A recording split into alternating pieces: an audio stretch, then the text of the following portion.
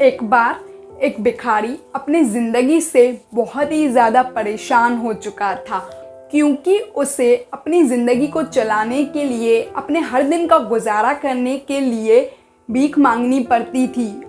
इस बात को लेकर वो बहुत ही ज़्यादा दुखी रहता और हर दिन यही सोचता रहता कि उसकी ज़िंदगी में बदलाव कैसे आएगा। वो हमेशा परेशान रहता था।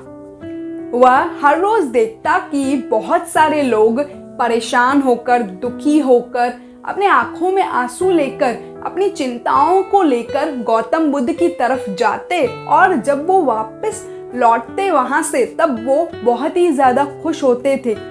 वह भिखारी ये नहीं समझ पा रहा था कि गौतम बुद्ध उनके साथ क्या करते थे कि वे बेहद खुश हो जाते थे। वापस लौटते हुए लोगों के हाथों में ना ही ढेर सारा पैसा होता था और ना ही सोने चांदी। तो फिर ऐसा क्या होता था कि लोग बुद्ध के पास से लौटते समय इतने ज़्यादा खुश होते थे। यह सब सोचकर उस भिखारी ने भी निर्णय लिया कि वह भी महात्मा बुद्ध के पास जाएगा और देखेगा कि ऐसा वहाँ क्या हो रहा है जो दुखी लोग उनके पास जाकर खुश हो जाते हैं। वह गौतम बुद्ध के पास गया। जहाँ गौतम बुद्ध बैठे थे वहाँ एक लंबी कतार लगी हुई थी। वह भिखारी भी उस कतार में खड़ा हो गया और अपनी बारी आने का इंतजार करने लगा। देखते ही देखते उसकी बारी आई तो भिखारी ने गौतम बुद्ध से कहा कि बुद्ध, मैं बहुत ही ज़्यादा गरीब हूँ, मेरे पास कुछ भी नहीं है, मुझे अपने जीवन का गुजारा करने के लिए भीख मांगनी पड़ती है। अब आप ही मुझे बताइए कि मैं अपनी ज़िंदगी को कैसे बेहतर बना सकता हूँ। ये सुनकर गौतम बुद्ध ने उससे कहा, तुम गरीब नहीं हो, तुम्हें ऐसा लगता है क्योंकि तुमने आज तक कभी किसी के लिए कुछ भी नहीं किया, ना ही तुमने कभी किसी को दान दिया है और ना ही तुमने दूसरों के लिए कुछ ऐसा बड़ा काम किया है। यह सब सुनकर भिखारी के मन में एक आशंका जागी। अपनी आकांक्षा को दूर करने के लिए भिखारी ने पूछा, मैं तो एक भिखारी हूँ, मैं लोगों को दान कैसे दे सकता हूँ और कैसे लोगों की मदद कर सकता हूँ? मुझे तो खुद अपना जीवन चलाने के लिए दूसरों से मांगना पड़ता है।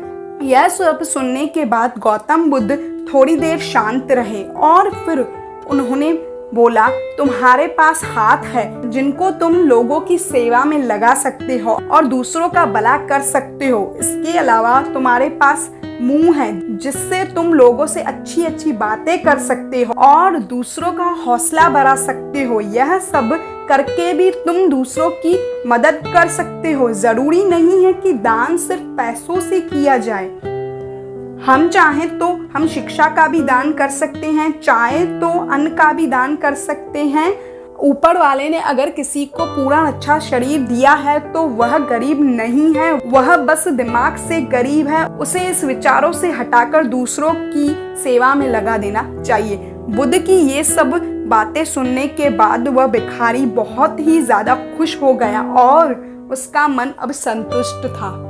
इस कहानी से हमें दो सीखें मिलती हैं। पहली, हम सब इस बात की चिंता में अपना समय बर्बाद करते हैं कि हम गरीब हैं, लेकिन यह सही नहीं है। सत्य तो ये है कि जब तक कि हमारा शरीर पूरी तरह से बेहतर है तो हम उसका उपयोग करके आगे बढ़ सकते हैं और खुद के जीवन को बेहतर बना सकते हैं। दूसरी सीख ये मिलती है कि दान सिर्फ धन का नहीं किया जाता, दान तो शिक्षा, भोजन और अच्छे विचारों आदि का भी किया जाना जरूरी है। अगर आपके पास धन नहीं है तो आप शिक्षा का भी दान कर सकते हैं या फिर आप दूसरों के लिए अच्छे विचारों का भी दान कर सकते हैं। इससे हमारी जो सोसाइटी है, जो समाज है, बेहतर ही बनता है।